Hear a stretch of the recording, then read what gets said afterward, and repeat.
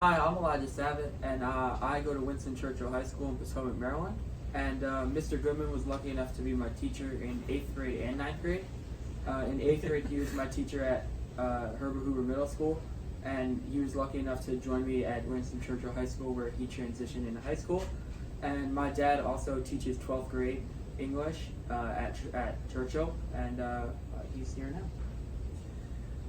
I'm Jeff Savett, Elijah's dad, Grant's friend. I teach at Winston Churchill High School, as he said. I teach AP Literature and 11th grade English. I've been there for 20 years, and I met Grant around like year 13, I think, something like that. And we hit it off right away. We have a similar sense of humor. I write poetry, he writes fiction. We sort of shared the love for that and language. And here's Grant. Sure. I'm Grant Goodman. I'm the author of the Agent Darcy Ninja Steve novel series. I also am Mr. Goodman sometimes, and I have taught 6th through 11th grade. Jeff was one of my teaching heroes from early on, and it's super cool to be here today talking with him. And Elijah was a part of my class in both 8th and 9th grade, and an excellent student to work with, and I am just so thrilled to be working with you guys today, talking with you about the book series, fiction in general, writing, imagination, all that good stuff. Well, you don't know what kind of questions we have. There's going to be much more. Sure. So we're going to start with your social security number. Oh yes, of course. Did you want to start, or do you want me to? Okay. All right, so I was reading over your, I was reviewing your book last night. So I'm interested in your process. Let's start, I guess, with the kernel of an idea. Do those tend to come to you? Actually, let me ask you the question. So where do you sort of get inspired for your ideas? Yeah, sure. I guess more than anything, and you probably saw this, Elijah, in all of my warm-ups. Yeah. Cartoons and video games and comics have been a source of imagination for me forever, basically. It's kind of one of those things that I never grew out of, and so I think that a lot of, because when for the book series in general, I don't have the art skills to do comics or to be an animator. I just didn't get that at all. So I wanted them to feel like they were cartoons in their setup. And I guess as far as kernels of ideas went, I loved the Spider-Man cartoon that I grew up watching was a pretty big part of it. And it kind of had that balance of fun and an occasional sense of danger in there. Mm-hmm. But at the same time, it was Spider-Man. Yeah. He was going to be there next week. He's your friendly neighborhood. He is your friendly neighborhood Spider-Man. And with a little bit of humor to it, so yeah, right, and the occasional cheesy joke. Yeah. So I think that certainly helps. And I have a martial arts background. I was going to ask about the ninja inspiration. Yeah, sure. So I grew up watching the Teenage Mutant Ninja Turtles as well. I'm they cycle back every 5 years. Yeah, there's they a new make show. some really bad, good cartoon eventually. Yeah. So it's they come around, they eat pizza, they live in a sewer, they do their thing. It's a lot of strange, yeah. But I think you said that it's a natural. Well, of course, that's what the turtles do. Yeah. Every kid grew up. I was 4 years old. They love I knew pizza. Turtles lived in the sewer. Yeah.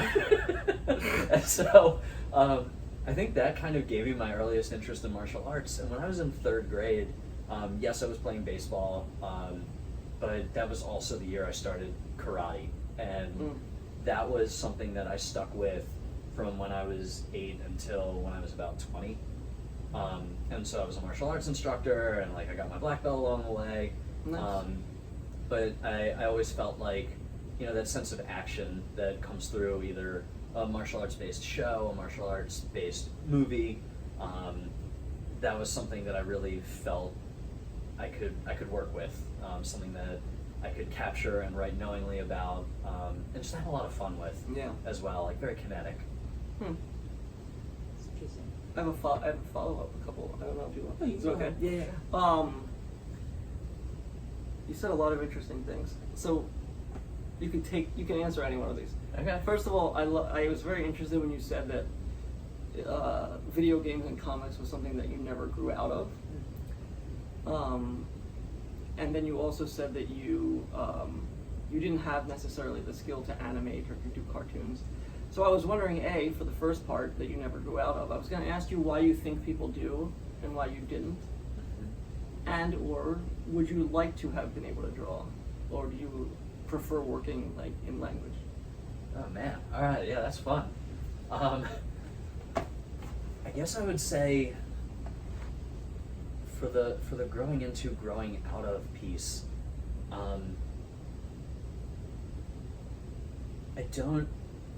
I don't know if there was ever a point where I felt like I was at a crossroads where I had to like sacrifice part of what I was interested in, or like the idea that somewhere along the line I would pick up like a different study that would kind of pull me away from it. Because like some of the friends who like in middle school we would like, you know, we would play Pokemon cards together. Right. And I stuck with that the longest out of all of my friends. One of them picked up a guitar and started being in a band. And one of them in particular, I think just, he got his first job in his afternoons. You know, he went and worked at the restaurant that he worked at. So I don't know if it was in part that I just kind of latched onto something early that it turned out I was going to like continuously draw my interest, and that it was something I could grow and adapt and like keep as a part of my life. Yeah. And I don't think I ever had a reckoning moment of like, you must choose between this or you must let go of. Right. Like, you know, there's definitely a point where I watched as a kid, you know, my last cartoon. I couldn't pinpoint where that was. Yeah. But I think in terms of, if we maybe think of it as like handing off a baton, I think by the time that like Batman the Animated Series was wrapping up, it wasn't much longer after that that like Dragon Ball Z landed, and like It's before my time. I know what it is. Yeah. And Yeah. so like anime hit, and it had like a more serious edge. It Yeah, wasn't. It wasn't like a cartoon. It was like more serious. And it had like a, I don't know, like actual story instead of like the cartoon. Yeah. There was more at stake. Exactly. Yeah, stakes were higher. It was a continuous story arc. I had never seen. You know, occasionally you would get like 4 or 5 episodes of X-Men that were back to back, and they'd build a story arc. But a lot of it was that traditional 1-episode format. Right. So you know, I think I got to like pass the baton along with anime, and that stuck with me for a number of years too. But at the same time, like I never stopped buying books with dragons on the cover. And like, It's a very I specific don't- But you know, in talking to other people, I had a college professor who he loves the T-Rex. He loved the T-Rex as a kid.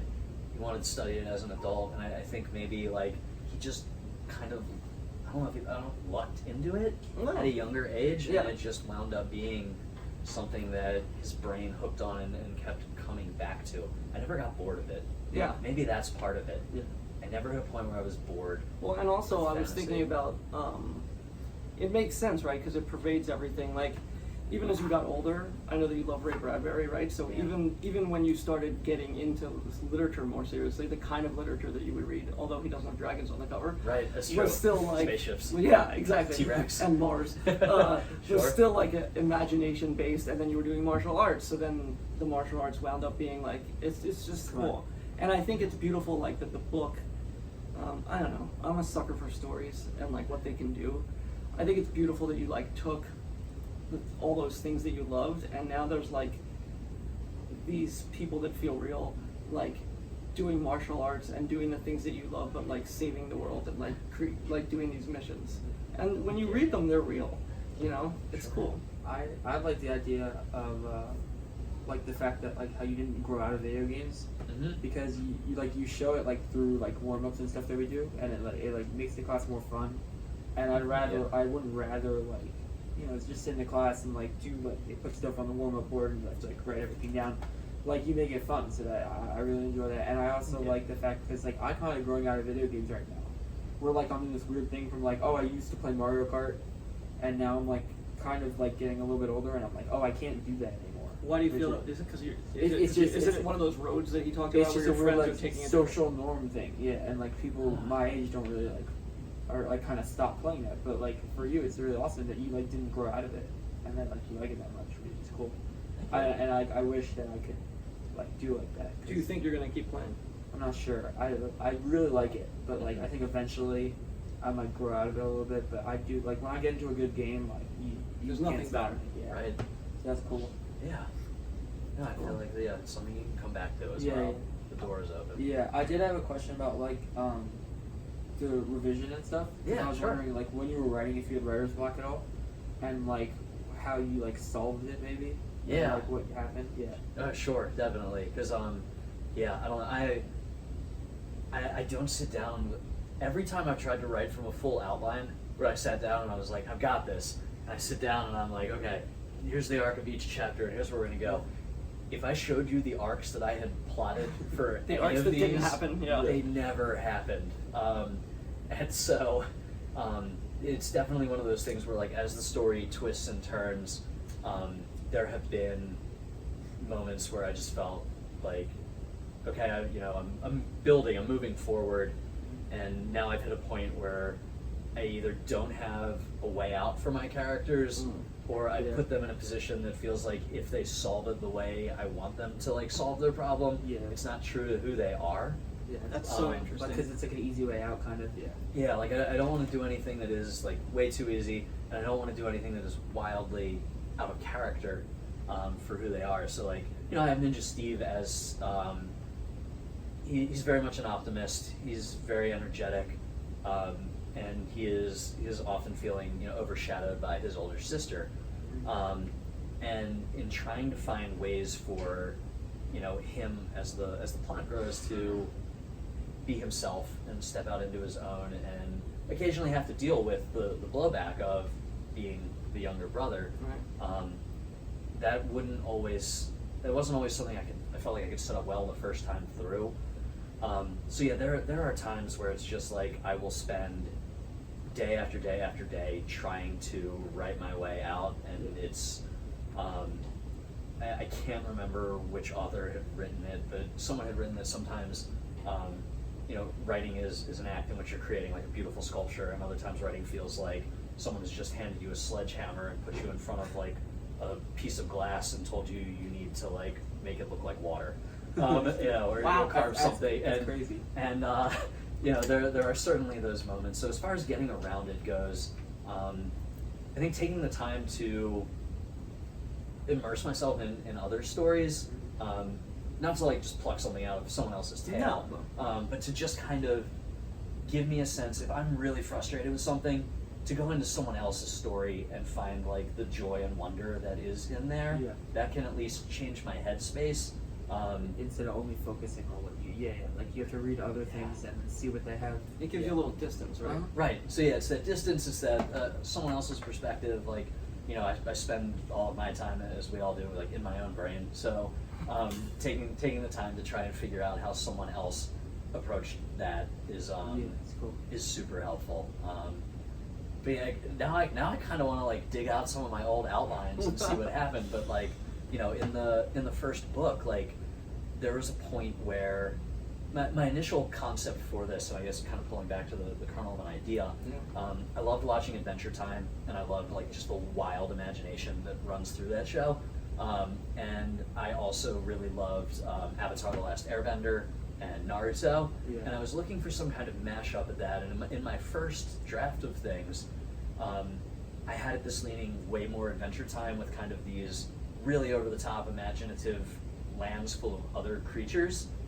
And midway through my first draft, I just realized this doesn't work. Like, I know I had a better idea then of where I was heading with this book, and I just felt like the tone had changed so much from my initial idea that I probably had to spend 3 or 4 weeks backtracking, completely obliterating chapters and characters, just like writing them out. And that was certainly like a big wall to run up against. Yeah, it's cool. It's that kill your darlings thing, right? Like you have to. It's hard to do that, but Yeah. those drafts got you to this draft. Right. And So like I it's found hard a to way. remember that, but Yeah, like you find your way through. And I even found a way to like keep some of those extra wacky ideas. Yeah. Because I made it so that Ninja Steve and the other ninjas, there's a cartoon that they all love watching called Kung Food. And it's like, like the Simpsons watch Itchy and Scratchy. Right. Like the cartoon within the cartoon has That's been around cool, for yeah. a while. That's right. And so I felt like I could at least retain some semblance of my initial like really wacky. What you would have done if you put it on a TV. Yeah.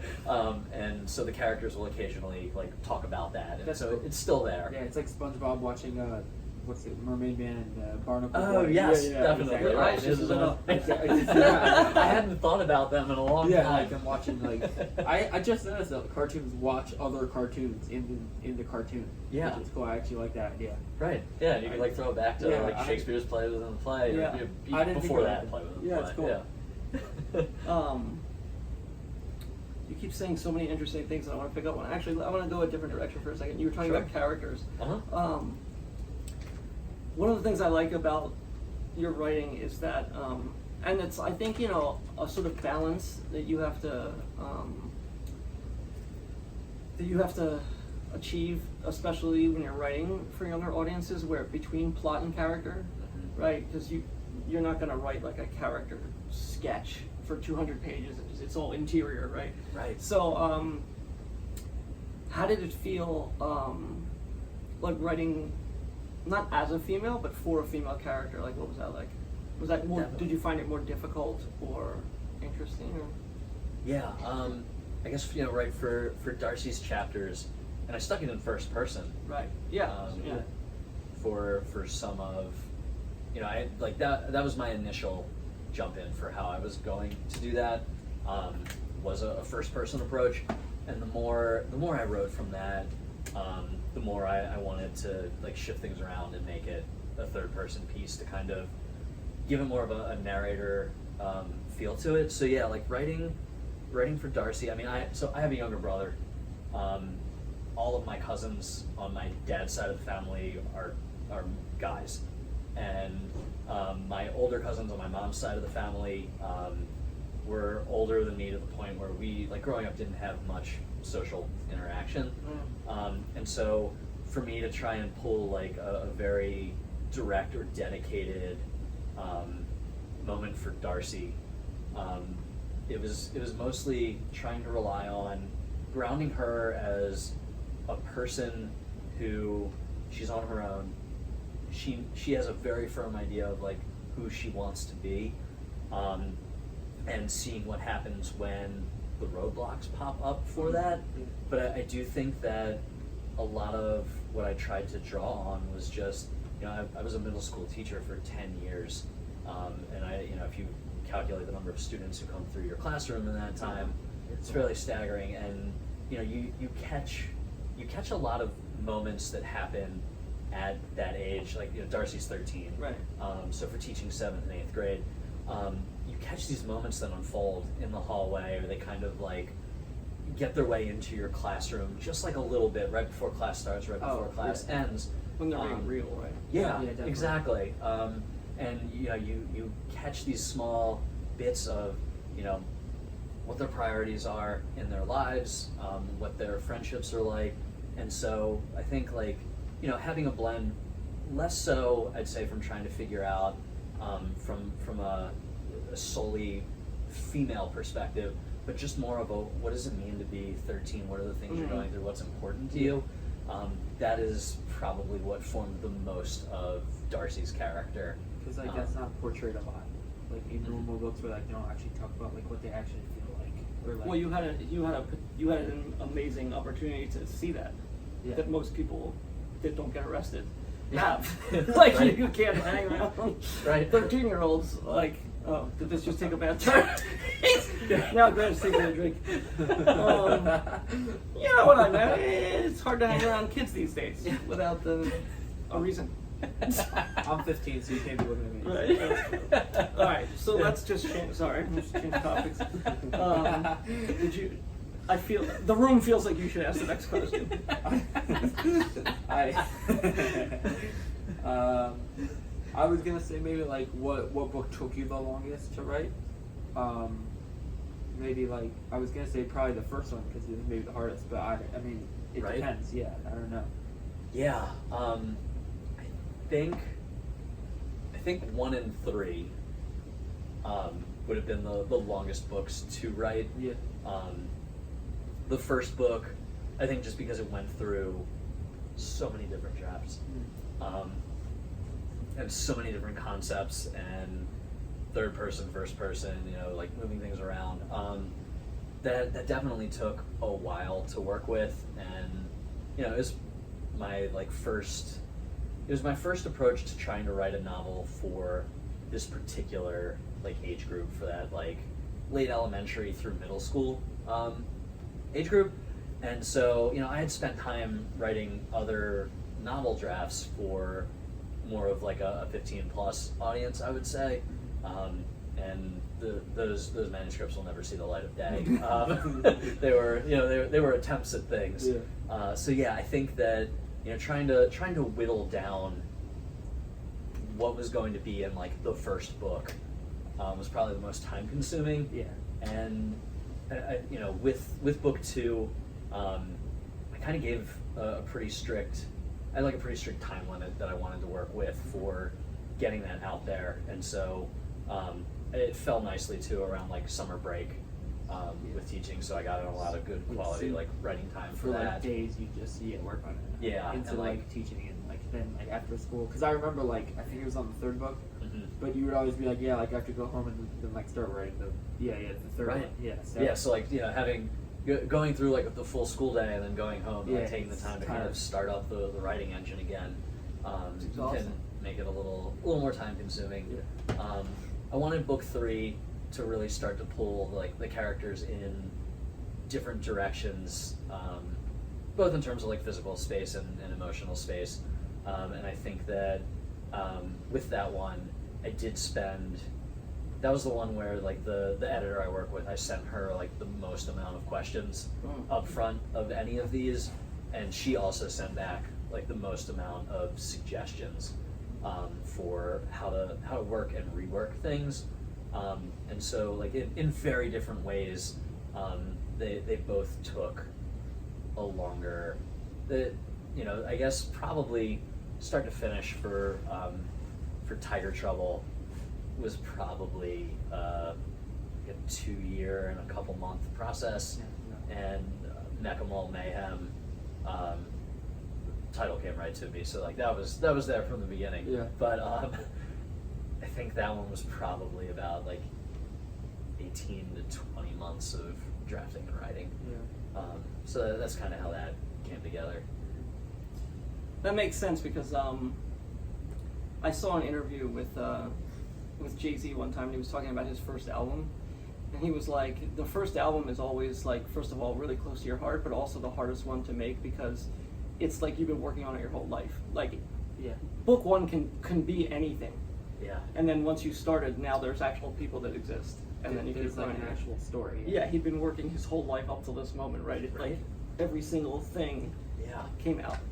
I'm going to ask you to do something terrible Okay. Oh boy. that I would never, ever, ever do to my son and daughter. Oh boy. Can you rank these in terms of how much, where they are in your, Oh, I know where they are in your heart? Not how good I they can are. I can attempt this. Yeah. I might even have to break the fourth wall here and Okay. look into the camera and be I may regret this, but I'm going to do it. Pick the one that has sold the Certainly. So, and it's funny too. Well, because I think about reading about when other musicians or authors go back and they check into their first work, or filmmakers. Right. And I think it was for one of the Avengers movies where the director for it said, I look back at it now and I just seen scene after scene the things I would change going back. So I want to remove that from it. Yeah. Because each one I've had more time to write, and I think more time to learn how to be better at what I'm trying to do. So I think in terms of just raw joy and celebration, I would put book one in there. It was a really triumphant feeling to take something that, you know, had been written and had been workshopped, and I, you know, had some early readers giving me feedback on it to shape it, and just something that like I had never done this before. It's like having a child. It's the most exciting. Yeah. Yeah. And to, you know, to be able to pick it up and just say like this is something I did. I felt that it was probably like my best initial shot. I mean, there are reasons why those like manuscripts I mentioned earlier aren't ever going to see the light of day, but like in terms of taking characters who like I felt I knew and I felt could like they could have fun in their own world, but they could, you know, they still had to get like, you know, get put through a couple tests to get there. Yeah. I just like I had fun writing it, even for the parts where I felt like I was getting nowhere. And just I'll put that that's it. at number one. And then in second place, I'm going to throw Mechamole Mayhem in there, book 3. And I just felt like by this point, I had been reading a lot more of articles with writers talking about writing. I had been spending more time reading books in this age group targeting to kind of get a better feel for things. And you also had the most like you already did these two, so you had an idea of where you were going. Yeah, it felt like a really good progression. And so, like for book 2, Robot Rumble, it was like, cool, I just, you know, like I've got book 1, I know I can do this again, let's do this. But there was also that like initial question in the back of my head of like, can you do this again? It's the sophomore album. Yeah. It's like, here I am, like back in the studio. Was that a fluke? Yeah. Right? Yeah. And it, not even in like a way of like Sisyphus pushing the boulder up the hill and you're like, oh no, I'm at the bottom of the hill again. You've still gone up a hill, but then you realize that like there's still there's another one. Yeah, so that boulder's heavy. Yeah. Exactly. Yeah. And I just do feel like for my work with the third novel too, I felt like I had a very good connection with my main editor, Shannon Thompson, and she just had some very good ways of helping me take a look at what I was doing and saying like, okay, you know, you've started these 2 chapters back to back, one for Darcy, one for Steve, since they alternate.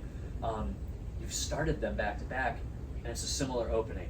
So instead of starting from a place where, you know, Darcy is in like a very thoughtful moment and Ninja Steve is in a thoughtful moment, pick one, change it up. And so I feel like mixing in a lot of that feedback.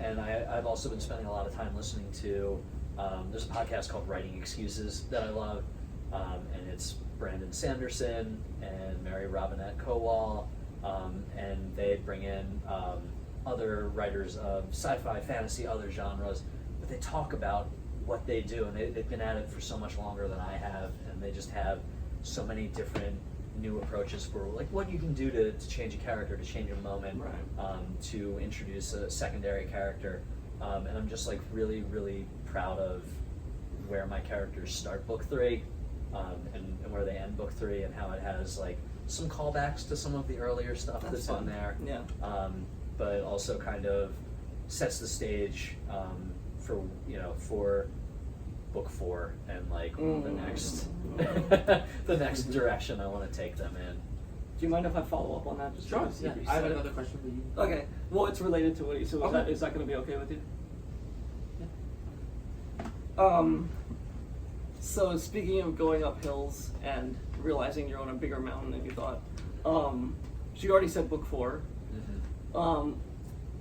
I was going to ask like,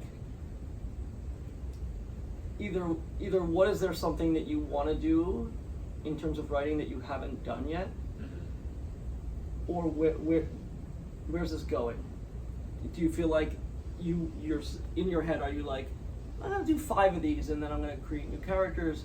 Or are you like, I'd like to keep this, I want to see these people live out their lives? Right. What are you thinking about? Sure. Yeah.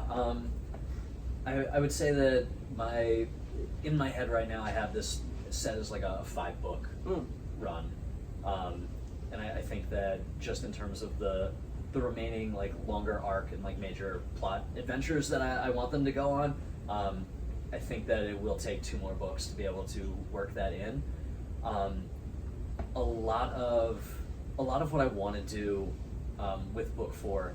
I was listening to an interview with the lead singer of the Mountain Goats, and he was talking about how for one of his more recent albums, he went into the studio and he said, "I'm not bringing my guitar." And like that's his main instrument that he plays, and he composed everything starting from piano. That's cool. And that was his challenge. And I thought, like, what would that would look be like your for version me? of- yeah. Yes. And I've definitely relied on a lot of. It's been a lot of like direct martial arts showdowns really fuel my book. But then I started taking a look at like, what are the other competitive ways that I could have my characters interact with one another that doesn't do all the things that I've done before. And like, don't get me wrong, I don't think I will ever get bored of like choreography for action scenes. Right. Like you build your set piece, it's really fun to work with. You don't have to hire any stunt people to figure out like who's gonna get flung No one gets in hurt. what direction. I like that. That verb. So like I felt it in book 3. One of the battles in their ninja homeland, right? It spills over into like a juice box factory, and I just thought like, what a fun place to stage a martial arts battle. What would that look like? You're like a young adult John Wick. I guess so. Yeah. They always have end fight scenes in cool places. Blood is the place with the juice. Right. The juice box. Yeah. There you go. Like a fruit punch, yeah. So in terms of set pieces, I am right now, and I haven't gotten to that part yet in my drafting, but I was looking at more of, I want to bring in a larger chunk of the world. I have so far, like, we've spent time in the ninja homeland. We saw a little bit of the Bureau of Sneakery, where Agent Darcy, she's learning how to be a spy. Book 2 takes you into the robot kingdom that is there, and what life is like for the robots who live there. I want to just kind of give another look at the world, and give them like a new place to be. So that would be fun, but I also think in order to help do that, I would love to do something more along the lines of, and that most famous example I'd pull from my head would be like the Triwizard Tournament from Harry Potter. Oh, yeah. In which it brings in wizards from other wizarding schools, and they have competitions. So I thought, instead of battle, instead of war, the stakes for book 3 are war in the ninja homeland. Like their former arch enemies finally make their move. Yeah, it's cool. And like we had a great showdown with that, and I thought, what would it look like if we had like not necessarily a ninja Olympics, but like what does their World Olympics look like? What are their competitions? It's cool, it's like tryouts. Yeah, it's pretty cool. Yeah, I like that idea. It's like an Ender's Game, but not with those kinds of consequences. Right. Yeah. Yeah, exactly. Not with the like Last of Humanity. Yeah. That. Right. Yeah. So I think that is kind of where I would like to go a little more of, and just see like how much fun I can have with that too. It's awesome. Cool. I was gonna ask, because I know that we read, Cirque du Freak. Sure. In 8th grade, and I was gonna ask, like, are there any like book series or authors that like inspired you to write like this type of series? Because I know that we read like 2 of those books. Yeah, we got into the second one. There's a as lot well. of them though. Right. There's like 12. Yeah, 12 or right? something like that. Yeah. I never heard of that. It's like a how would you explain it? Like a spooky, like it's really like Well, Circus of Freak. Is that what it is? Circus it's called of Cirque du Freak. Yeah. Yeah. I mean, like that's the central, like the thing that I guess that sets the plot in motion is like it's a supernatural story series, and like each book, it's Darren Shen's the main character. Each book is about 250 pages. It builds in like a nice episodic format. Yeah, it's good cliffhangers. It always gives you like a nice cliffhanger to end with, and like I'm sure you noticed that. Definitely like and I guess depending on which side of the ocean you're on, right? It's either Cirque du Freak or the Saga of Darren Shen. Yeah. But that one is absolutely instrumental in taking my attention more toward writing for more writing this style of book. Yeah.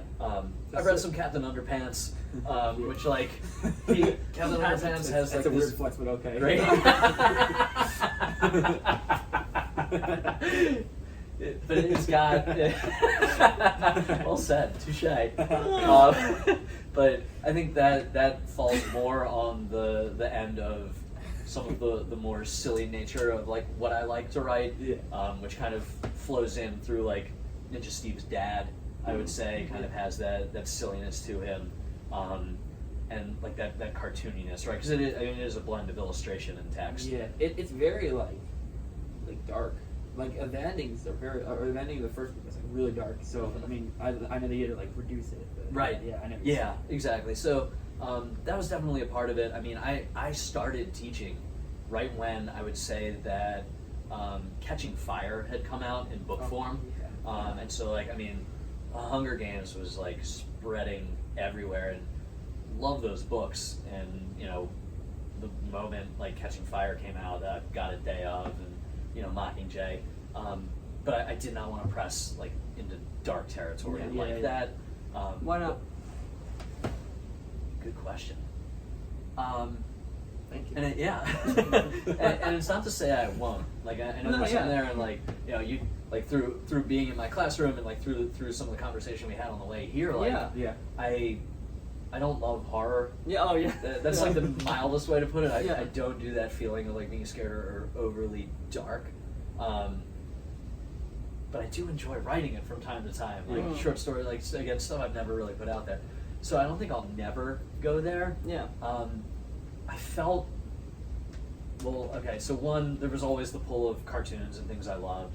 But two, I do want to say like part of it was I was a middle school English teacher. Yeah. And if I was going to have who I was tied into some of the stuff that I was doing, I wanted to also like feel that if my students had like found out that like this was something I'd put out there, that it was something that without a doubt I could say like, you know, I've intended this for you, like you know, you can read this. Like I didn't want to have to put anything out there.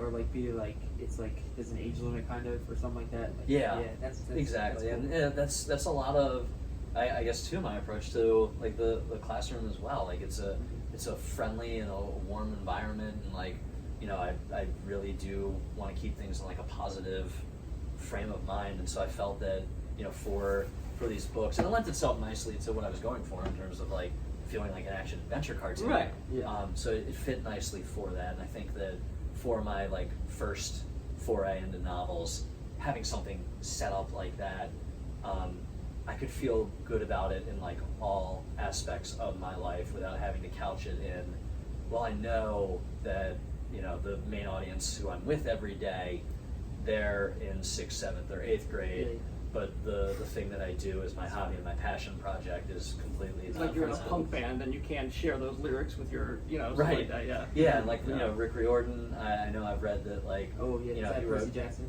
Yeah, so like Percy Jackson is just love that. accessible for everybody, and it's a wonderful tale. But before that, I mean, he was writing mystery novels that were aimed at a much older audience.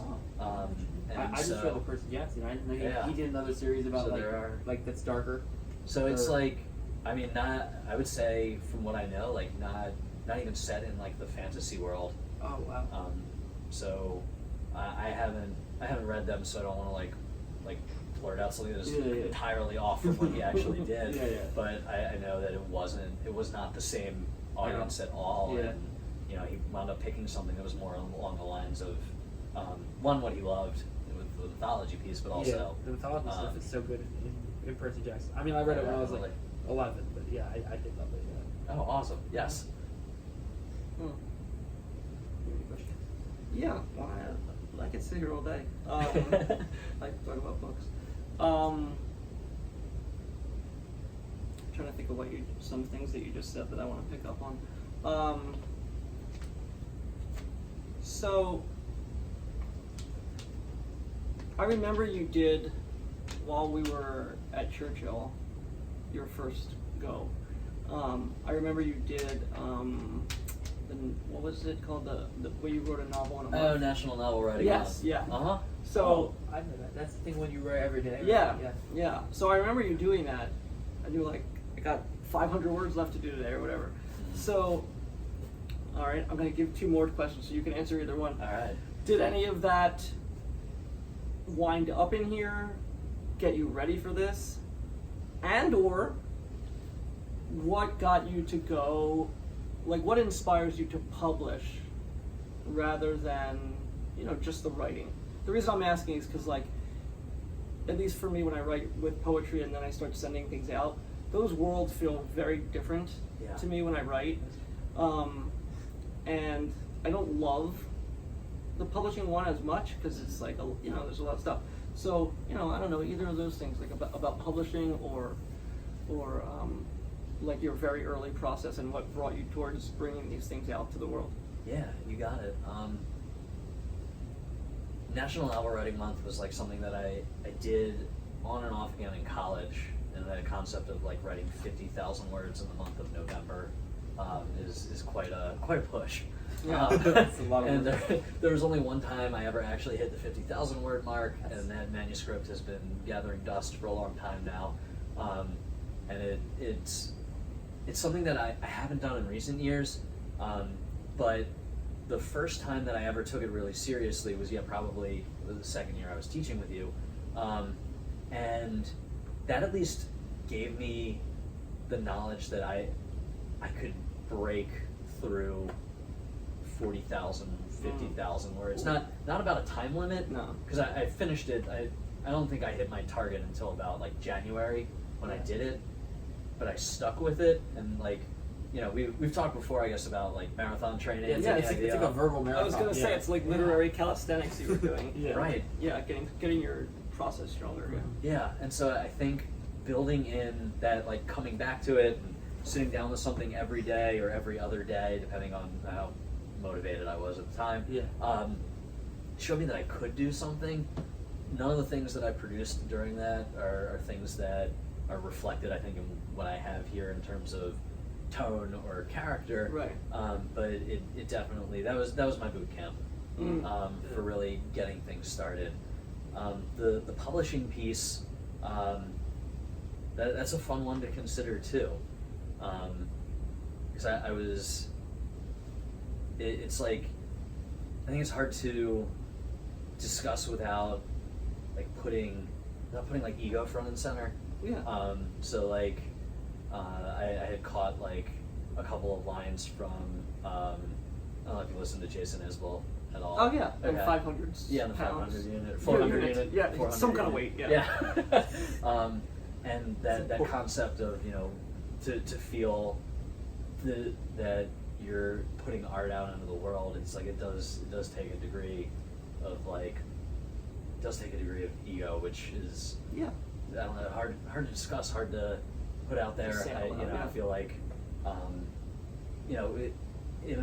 I guess to put it in the most true, like what I'm thinking of right now ways, I know what you guys. I had a classroom library going with Mhm. like 200, 300 books in there. Yeah. And like we would open that up for reading on Fridays for a little while. I remember that, yeah. And I just like, I loved seeing the names up there, and I just thought also it would be, perhaps as an English teacher, to be able to say to my students, like, I have this part of me that's teaching, but like here is like another part of me, like here's something that happens beyond the teaching world that is my fiction writing, and like I love it and it's here and I'm proud of it. I think that factored into it a lot. And you have something to say. Yeah. I always like when teachers have like, they don't just talk about school stuff, and I like when they like talk about their lives too. So like, it's always an interest. Like, this is just like from my perspective, but like if you like a really good teacher is somebody that doesn't like just talk about grades, but like somebody that talks about like actual life. And I like that idea that like you want to like show them what you've done like over the summer and stuff. It's cool. I enjoy that. Yeah. Oh, thanks. Yeah. No, thank you. And I feel like too, I think just letting the thoughts kind of like tumble around and like the rock tumbler of my brain right now. Just kind of looking at also, I think part of being an English teacher is like showing students how to unlock storytelling, and it's not going to work 100% of the time, but showing like that mystery and that wonder and that miracle of like getting swept up in fiction because it's fiction, or getting swept up in something that you read and it just hits so close to home that you feel like, you're across whatever time and distance, and even if the character has nothing to do with who you are, that like you understand them, that they understand you. Yeah. It's magic. That's good. Yeah. It's magic. Yeah. Oh, definitely. And like, I guess I also wanted to try to say like, if I have students who are not big into reading, can I try to find a way to get them to be interested in a book? And again, like there is something at the heart of that, that I do think whether you see it as self-challenge, I don't want to like frame it as like a self-importance thing, or like I will be the one to fix this problem. It's like what what if? Well, it's like contributing to a solution, like, right? Like, Yeah. you've already devoted so many hours and days and years of your life to accomplishing those things. This is like another part of your curriculum that you can offer them. you know? Sure. That's good. That was good insight. Thank you. Yeah. And like I've talked to some of your students too, and like there are times where with teaching of poetry, that can be an incredibly difficult puzzle to work with for many people as they approach it, and like for them to walk out of your classroom and just say like, this poem was amazing, or like I've never thought about anything in this way before. Yeah. That's it's cool to see that. That's the best thing ever when they walk out and they're debating a poem. Mm-hmm. It's Yeah. just that's what makes your job feel awesome.